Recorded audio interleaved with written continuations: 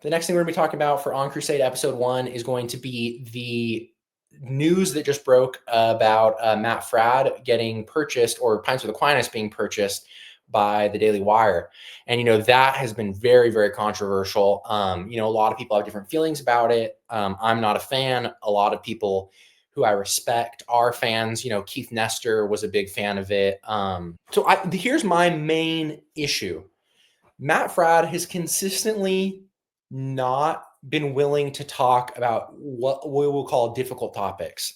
When I say that, you're going to automatically think of whatever things you wish Matt Fradd would have talked about and kind of know what those are, whether it be, the wars in the Middle East or different wars like that, or certain political problems. And he is explicitly not a political show, meaning that he is not seeking to give his takes on politics. When he has Father Jason Sharon on and Father Jason speaks about a political situation, naturally Matt is going to weigh in. There have been a few exceptions with this. Matt has historically not been willing to talk about these hard things, with some very, very specific exceptions. And the biggest two things, in my opinion, obviously there's the pornography thing. Like, Matt was the anti-porn guy for a long time. And I think that I have his book Against Pornography. I think it's a really good book. And I think that he has built a lot of good faith because of that. And I think he really deserves that. And I think these other two exceptions to this rule that I put forward, this idea that Matt does not talk about the hard things, the exception is when he went and spoke against, and you're going to see why this is problematic, this new change of him moving over to the Daily Wire. The two biggest exceptions of this are when Matt went and spoke against Ben Shapiro, when Ben Shapiro was saying it was a good thing that we nuked Japan twice during World War II. Matt spoke about how, that goes against Catholic teaching, how that's an immoral solution. And then he also went and spoke with Dennis Prager on the same general topic, talking about pornography, and how Dennis Prager had this weird, very, very non-Christian feeling around how he felt specifically about consumption of pornography. And there's a very, very famous clip from that of Matt Fradds speaking with Dennis Prager, and Dennis Prager basically saying that he doesn't see anything wrong with animated child pornography because no one's being harmed. And, I'm not seeking to really condemn him. I'm just pointing out the fact that Matt has been very, very good as the very prominent exception in those two instances. And those were both very influential and very, very good. And I think that those were great things for him to be doing. Yeah, Jim's back right when we started bringing up porn.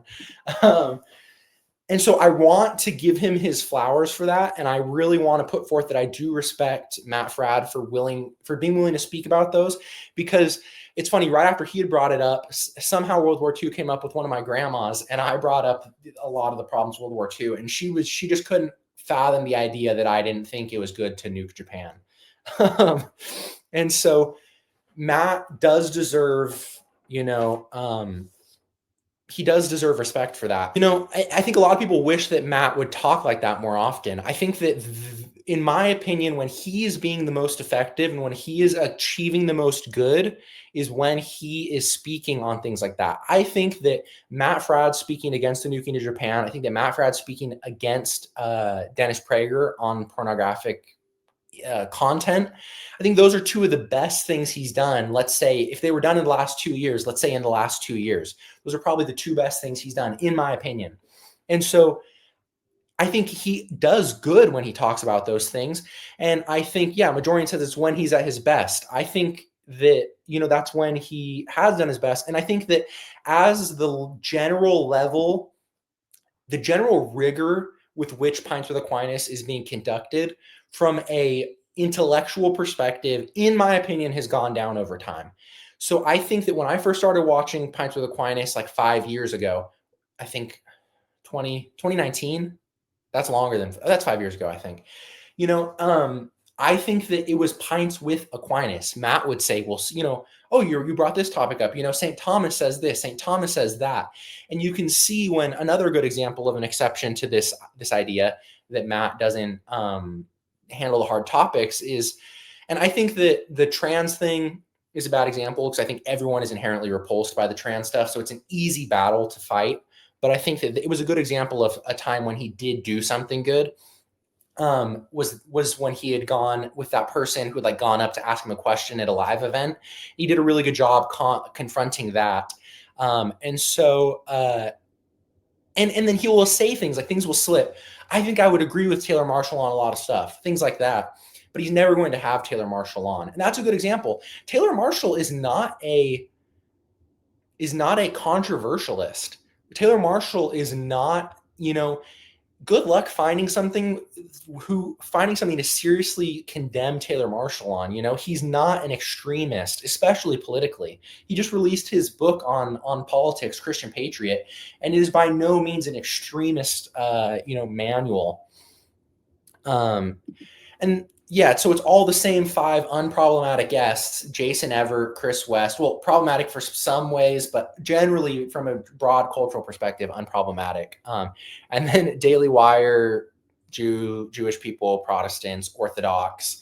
You have Andrew Klavan, who's a subversive and is in favor of homosexuality and claims to be a Christian. You have, I don't know, he's had weird Protestants on.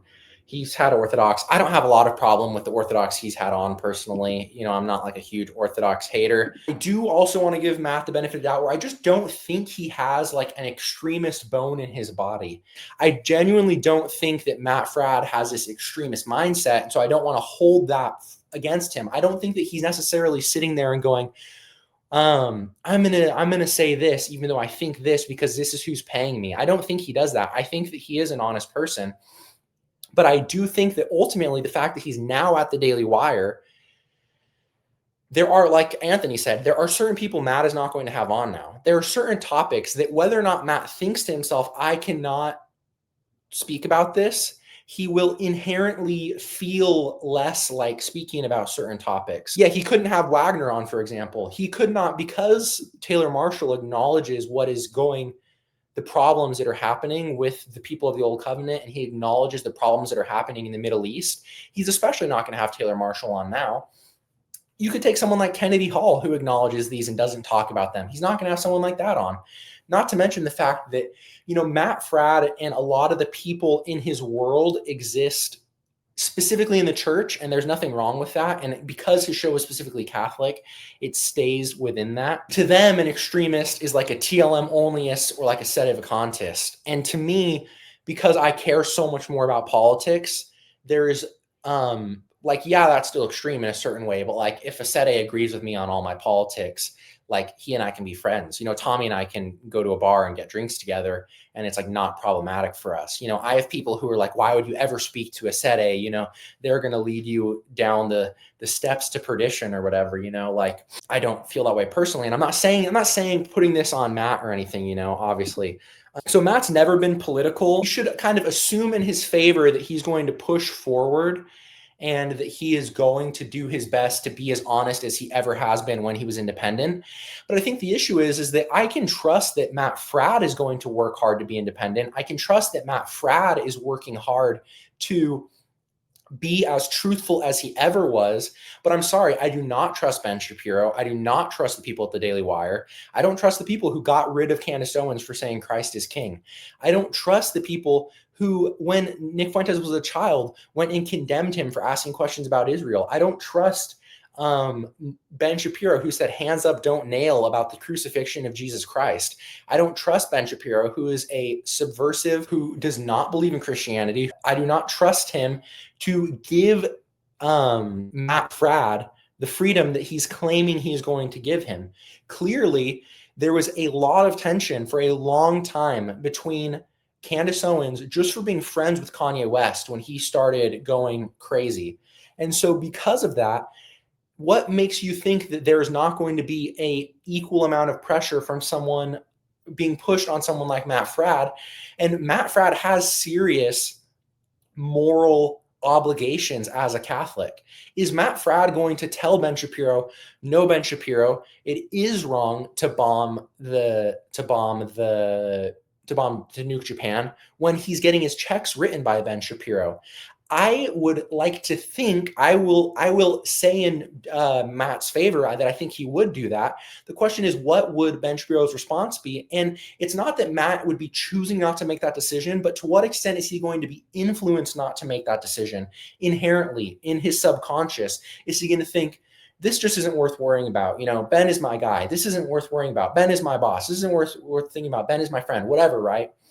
And they're already friendly, but you get what I'm saying. And so I think that is why it is so problematic. That is why it's a loss. Not to mention the fact that it's funneling money into a fundamentally anti-Catholic institution. I do not think that Catholics benefit if the Daily Wire wins.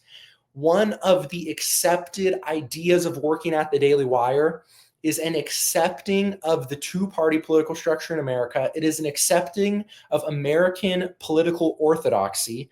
There is no rejection of American political orthodoxy that is being fostered and allowed to grow at the Daily Wire. Like I said, Matt is not a political pundit, so I hope that he does not become a political pundit in that way, and that he's not getting pushed in that way. And my trust is in Matt Fradd. I don't trust anyone else in this situation, really. And you can see an example. Michael Knowles will talk about the goods of aristocracy. He will talk about the benefits of monarchy. But fundamentally, to be at the Daily Wire is to accept the American political orthodoxy and to move forward with it. It is a serious risk to the information being put out in the future by Matt Fradd. And not because of anything with Matt Fradd, but because of the situation you naturally end up in. The people you surround yourself with are the people you end up looking like, and it's really inevitable.